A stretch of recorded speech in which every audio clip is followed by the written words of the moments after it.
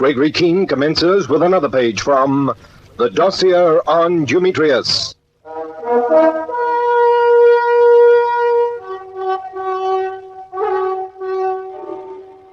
As every succeeding day went by, I loved Haley Bergner more. I can't describe the intensity of my feeling for her, so I won't try. But I have to tell you that at this stage of the affair of Dumetrius, she was spending most of her time at my flat. It may sound irrelevant, but it wasn't, and I want you to bear it in mind. The other striking development concerned my ref chum, Jerry Fagan. You see, to get Dumetrius out of hiding and into the sanatorium after his Gestapo loot, we had to get Colonel Fentress to lift the guard on the place. It wasn't easy. Fagan ran the informer Eustace Mannerly to earth and told him a story about flying two men into France for a huge sum that morning. Mannerly was no fool. He recognized them from Fagan's tale as Dumetrius and Yachty Blum, and he almost fell over getting up to the embankment to sell his bogus information to Colonel Fentress. I was in touch through Cutts and Fagan himself, so when I heard that Mannerly had swallowed the story, I waited to hear what happened to Fagan. It was a tense sort of wait, too. It seemed to me my chances of catching Dumetrius were hanging on the outcome of the next few hours. Was the guard coming off that sanatorium, or wasn't it? Then Cutts appeared at my flat. He had good news. Colonel Fentress had picked up Jerry Fagan for questioning. They were at the embankment at that moment, and the suspense mounted and mounted. What wouldn't I have given to have been there? You say your name's Fagan? It always has been. My name's Fentress. Should I curtsy? Sit down, Fagan. Thanks. You, own and operate a charter service from an aerodrome near Swansea in Wales, don't you? Blackwood Common. Can I fly you anywhere? I don't think you'll be flying anyone anywhere for a while, Fagan. You took 2 passengers to France this morning, didn't you? Did I? Now look here. We've information that you took 2 men out of the country for a large sum of money this morning. I flew to France, now I'm back again. My papers were in order. You cleared your papers for a charter flight, taking 4 crates of engine parts for delivery at Nancy. You took these 2 men along too. There's no sense in denying it. Who were they? I don't know what you're talking about. You realize it's a criminal offense? I still don't know what you're talking about. We know a good deal about you already, Fagan. You were with the 110 Bomber Squadron. You've a good record. Now you look like doing 2 or 3 years. Rather a stupid way to earn yourself £5,000, wasn't it? You know, you can't prove I took 2 men to France. I think we could, if we put our minds to it. You'd better do the sensible thing. We want those 2 men. We want them badly. Tell us what you know, and you might get off lightly on the strength of your record. Keep quiet, and you won't have a chance. How did you find out about it? Never mind, Dad. Who were those 2 men? Well, if you want them so badly, you must know who they are already. Then you did take them out of the country? All right. Yes. Who were they? I've not the faintest idea.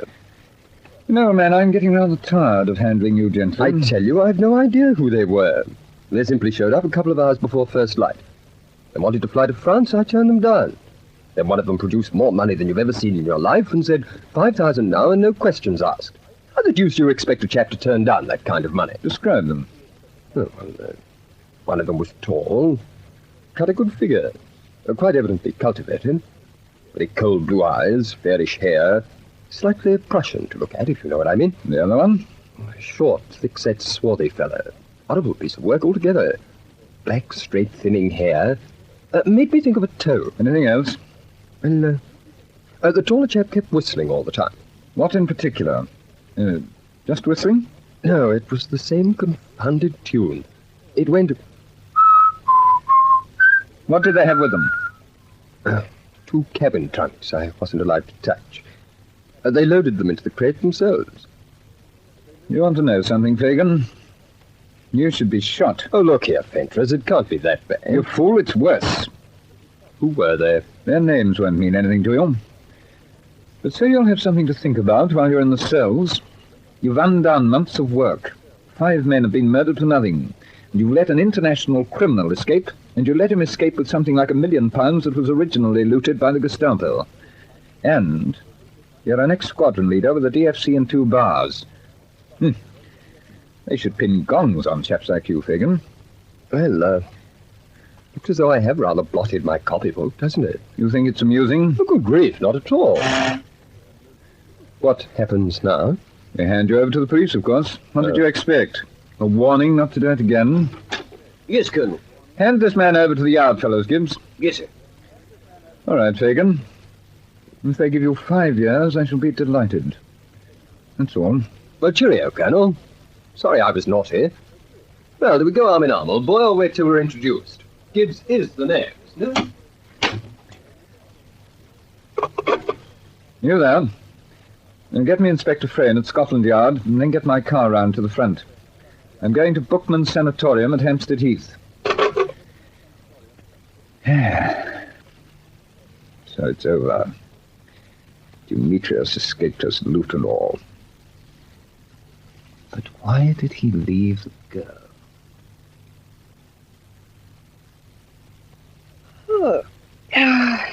Oh, just look at the time, Keen.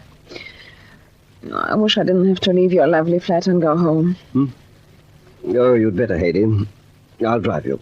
Keen, what have you had on your mind all night?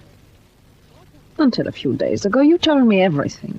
Well, tonight there's nothing to tell you except that I've been sacked, and Dumetrius is still here in London, further out of my reach than ever.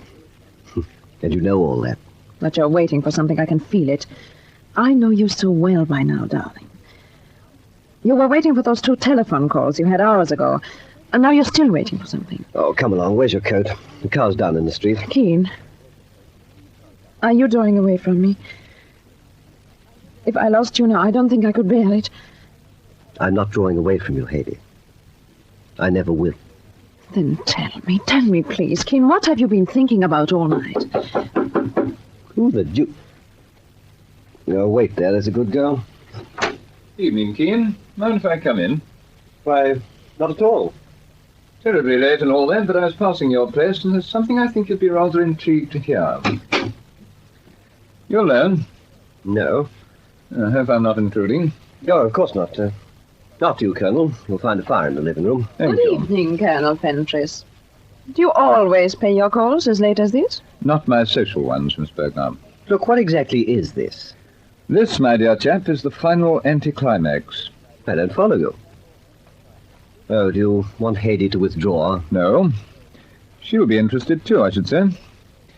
You see, Keen, Dumetrius and Yachty Bloom left this country at about 6 o'clock this morning by plane, with the loot we were so sure was still hidden at Bookman's Sanatorium. I can't believe it. Eustace Mannindy hit on an ex-Air Force fellow who'd had too much to drink on the strength of picking up £5,000. The chap who threw them out. His name's Fagan. But where did he land them? An aerodrome in France, not far from Nancy. So we lose, eh? After all this, we lose. Correct. We lose. Leaving us holding no one but Rudolph Bookman. Bookman's useless. Well, can't someone follow the trail to France? We could still go after them. Dumetrius has $1 million in gems and cash actually with him. Within 2 weeks, I'll lay you 1,000 to 1 he shows up in one of those Central American republics without extradition treaties. And when you have $1 million in a Central American republic, you can buy yourself a lot of influence. Oh, we'd better face up to it. Dumetrius is gone. Oh, it's incredible. It's incredible that a man could come here. But it's a fact nevertheless. How do you feel about it, Miss Bergnar? I don't know what to say. I can well imagine. Well, I don't suppose the sanatorium has any significance now. No, none whatever. We've just come from there. Frayne's taken his chaps off. All the patients have been removed. The place is deserted. Well, that's my news, Keen. I hope you like it. Good night. Good night, Miss Bergman. Good night, Colonel Fentress. No, Dumetrius wasn't in France. I didn't know where he was, but Jerry Fagan hadn't flown him anywhere that morning. We'd pulled it off. The sanatorium was unguarded. And in an empty warehouse down by the Limehouse docks, there was an ambulance under a tarpaulin, with 3 men waiting by a telephone in the light of a covered hurricane lamp. Yachty Bloom was one. Dumetrius was another. The third was one of the black market Poles.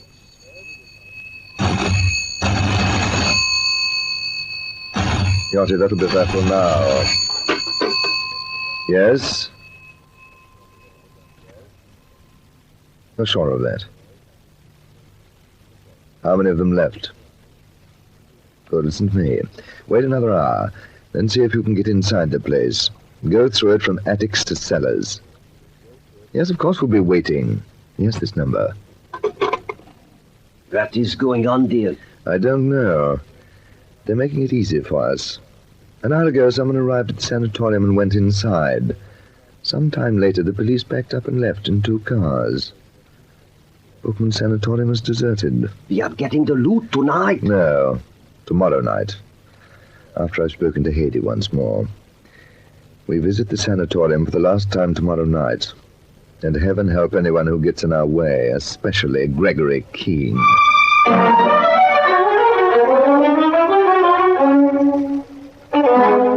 But tomorrow night was a long way off. And when it came, we got in his way. This was one occasion when even Hedy Bergner couldn't help Dumetrius.